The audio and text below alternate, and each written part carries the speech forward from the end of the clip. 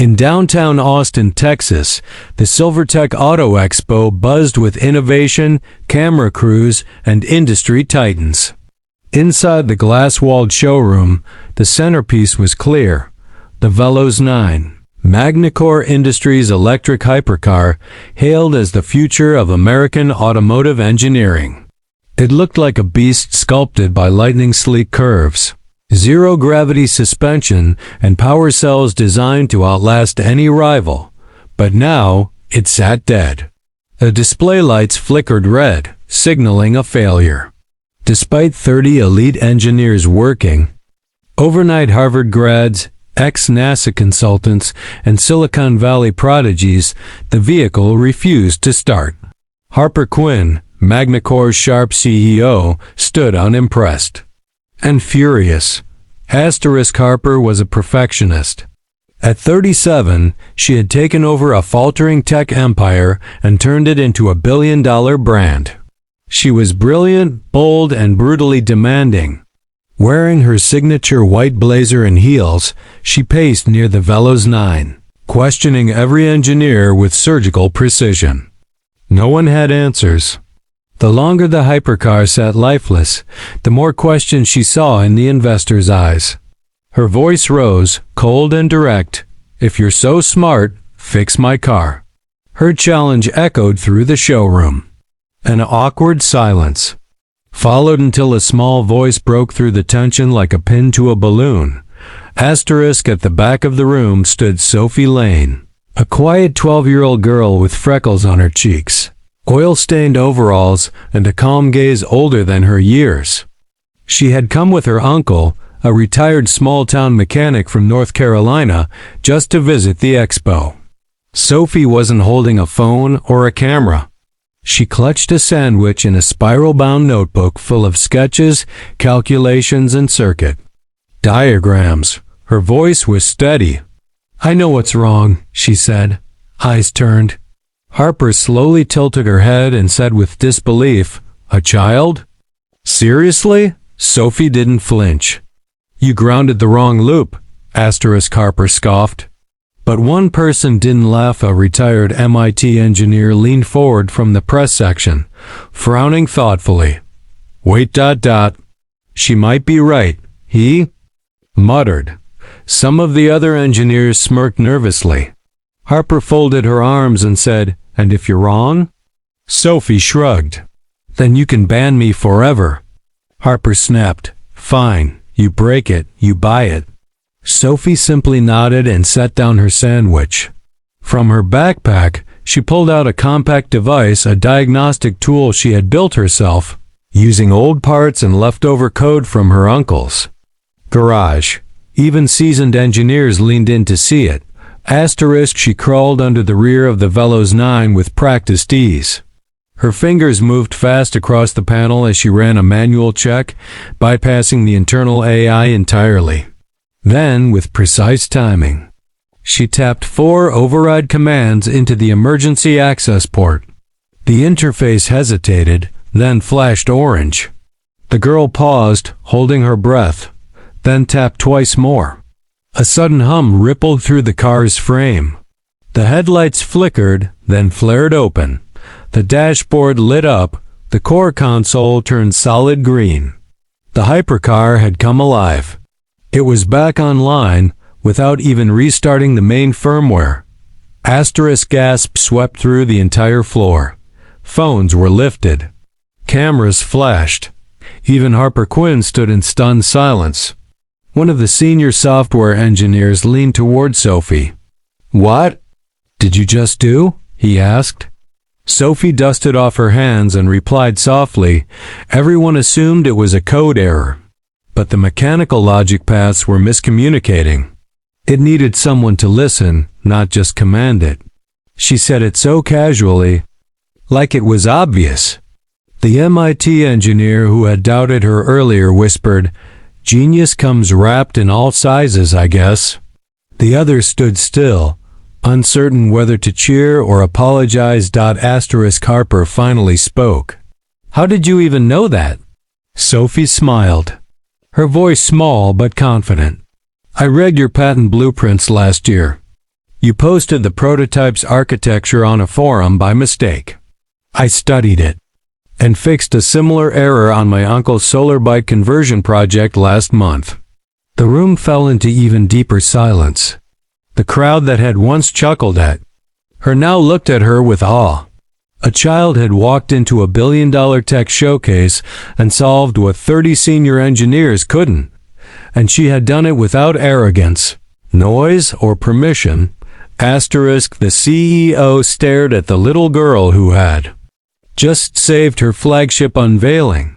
Harper, usually proud and quick to control a narrative, found herself speechless. She turned and saw her top investor nodding slowly in Sophie's direction. There was no denying it now. The story would be everywhere by morning. News crews rushed forward. Reporters tried to interview her. But Sophie stepped behind her uncle, not seeking the spotlight. She didn't crave applause. Her only request was to take a picture with the car and to finish her sandwich, now slightly warm but still edible. As the sun set outside the convention hall, Sophie and her uncle quietly left through the side door. No red carpet, no press badge, no trophy. But something had shifted. Not just in the eyes of the engineers or Harper Quinn, but in the industry itself. A spark had been lit, not from wealth or fame, but from a dusty garage in North Carolina. Sophie Lane hadn't come to prove anything. She had simply listened to the machine when no one else did. And in doing so, she reminded the world what true genius really looks like. By sunrise the next morning, Sophie Lane's world had transformed. Every major news outlet ran her story. One headline read, "12-year-old girl solves what top engineers couldn't." Another said, "Harper Quinn's savior wears overalls and boots." Her name trended on social media. Millions watched the clip of her repairing the Veloz 9 with calm precision. But Sophie didn't own a phone. She and her uncle sat at a small breakfast table in a roadside motel outside Austin, eating eggs and toast while the world buzzed about her genius. Sophie's life had changed, but she hadn't. She still preferred grease to glitter. By noon, a black SUV pulled up to the motel. Harper Quinn stepped out, dressed more modestly than usual, wearing sunglasses and carrying a small envelope. She knocked gently. Sophie opened the door, slightly surprised but not intimidated. Harper offered her a full mentorship, international travel, and an open invitation to any engineering program tuition-free. "You're one in a billion," she said. Sophie looked up at her and smiled. "I appreciate it, ma'am. But right now, I still need to finish fixing the tractor back home. My uncle promised the Andersons we'd have it running this week." Harper stood silent, unsure how to respond to a child turning down the world. Sophie didn't mean it as rejection. She was just grounded, simple, and not easily dazzled. Harper left the envelope behind and drove off. Back in North Carolina, reporters came looking, but Sophie avoided the attention. Her uncle, who'd raised her since she was 4, shielded her from exploitation. He understood that gifts like Sophie's were rare, but even rarer was her humility. He built a small wooden sign and nailed it over his garage door. "Lane's Workshop. Listen first." Within weeks, letters arrived from all over the country. Kids wrote to Sophie saying she inspired them. Teachers asked how they could introduce mechanical thinking in middle schools. Local community centers offered support. Sophie read every letter. She made diagrams for some, sent video replies for others. Her small wooden bench in the garage became a place where kids from across the county came to learn. She explained machines with analogies about rivers, puzzles, and animal instincts. "Don't force it," she would say. "Engines speak. You just gotta hear what they're trying to tell you." Harper Quinn kept her distance.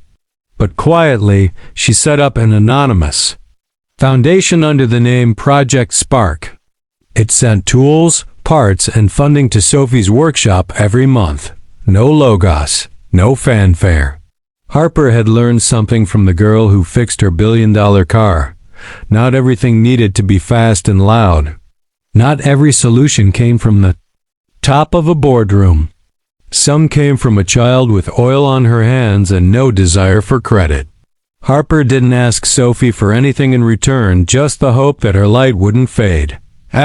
One day, Sophie's uncle handed her a letter from MIT. They offered her early admission. She read it, smiled, and pinned it to the garage wall beside a hand-drawn picture from a 6-year-old who had watched her video. "I'll go," she said, "but not yet. I have things to finish here." The tractor she was fixing had taught her more than any textbook ever had. It had taught her patience. It had shown her that every broken thing was waiting for someone to care enough to understand it, and that's exactly what Sophie did. Her story spread across schools, garage communities, and engineering forums. Girls who had never touched a wrench now asked for socket sets for their birthdays. Small-town teachers created hands-on problem-solving clubs. Even the National Engineering Foundation funded new youth grants because of her. Sophie never stood on a TED stage. She never sold a master class, but her work changed things from the roots. By the time she turned 14, she had already helped design low-cost tools for rural schools and mentored dozens of kids through weekend workshops. She didn't call it outreach. She called it doing the right thing. On Sophie's 15th birthday, a familiar car pulled into her driveway. It was Harper Quinn's now upgraded Veloz 9. She stepped out carrying a small box. Inside was a golden bolt engraved with Sophie's initials, one of only 3 that Magnacore had ever made. Harper smiled. "I thought you should have the first." Sophie accepted it, nodded, and asked, "Does it still hum the same?" Harper laughed. "Only when it listens." The two sat by the garage wall that evening, talking not about business, but about machines, mistakes, and the strange peace of hearing silence between problems. Sophie eventually did attend MIT, but on her terms. She refused all special treatment. She took classes quietly, led workshops without claiming titles, and often returned home to Lane's workshop every break. When media asked how she stayed grounded, she'd say, "Machines don't care who you are. They just want to be understood." Her first official invention was a diagnostic reader for broken farm equipment that didn't need internet or electricity, built specifically for low-income counties. She sold it at cost. No patents. She only wanted to solve the problem, not own the solution. Years passed, but Sophie never outgrew her overalls. The world changed around her, but she stayed constant. Her workshop became a national model. Students flew in from other states just to spend a week under her guidance. And Harper Quinn, now older and more patient, credited Sophie with changing not just how she built cars, but how she built her life. She often said, "You meet many minds in business, but rarely do you meet one that recalibrates your soul." Sophie Lane, the little girl who once fixed a billion-dollar car, never asked to be famous. She just wanted to fix what others gave up on. And in doing so, she became a symbol not of genius, but of quiet understanding.